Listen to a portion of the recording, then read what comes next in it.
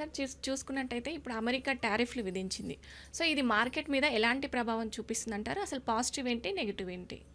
డెఫినెట్‌గా కొద్దిగా negative impact అయితే ఉంటుంది. ఇప్పుడు వరకు వరల్డ్‌లో అన్ని కంట్రీస్ యూఎస్‌కి ఫ్రీగా ఎక్స్‌పోర్ట్ చేసాయి. మనం కూడా ఏందంటే యూఎస్ నుంచి వచ్చే లగ్జరీ గూడ్స్ కార్స్ గానియండి, లేతే ఇంకా చాలా లగ్జరీ గూడ్స్ మనం యూఎస్ నుంచి తీసుకుంటాం. సో, వాటన్నిటికి కూడా మనం 100% ట్యాక్స్ వేస్తున్నాం. ఓకే. ఆల్మోస్ట్ అన్ని కంట్రీస్ కూడా 100% ట్యాక్స్ వేస్తున్నాయి యూఎస్ నుంచి వచ్చే వాటికి.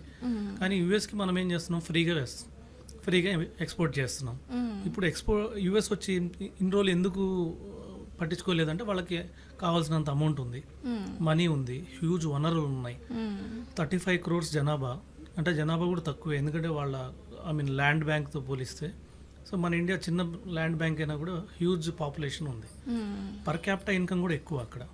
సో అంటే మన ఇండియాలో వచ్చేసి ఓన్లీ $2,000 ఉంది, అంటే ఆల్మోస్ట్ 15,000 per month మన ఇండియాలో. అక్కడ యావరేజ్ వచ్చేసి ఆల్మోస్ట్ 6 lakhs per month ఉంది వాళ్ళ ఇన్కమ్.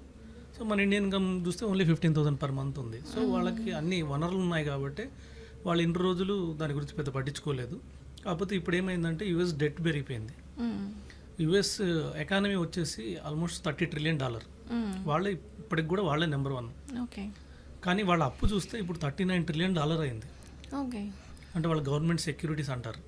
ఇప్పుడు మన ఎట్లాగో గవర్నమెంట్ ఆర్బీఐ బాండ్స్ ఇస్తుంటుంది. సో ఇలాంటి గవర్నమెంట్ సెక్యూరిటీస్, గిల్డ్ సెక్యూరిటీస్ అంటుంటారు. అలాగే వాళ్ళది కూడా యుఎస్ AAA రేటింగ్ బాండ్స్ వాళ్ళే, అంటే చాలా సేఫెస్ట్ బాండ్స్.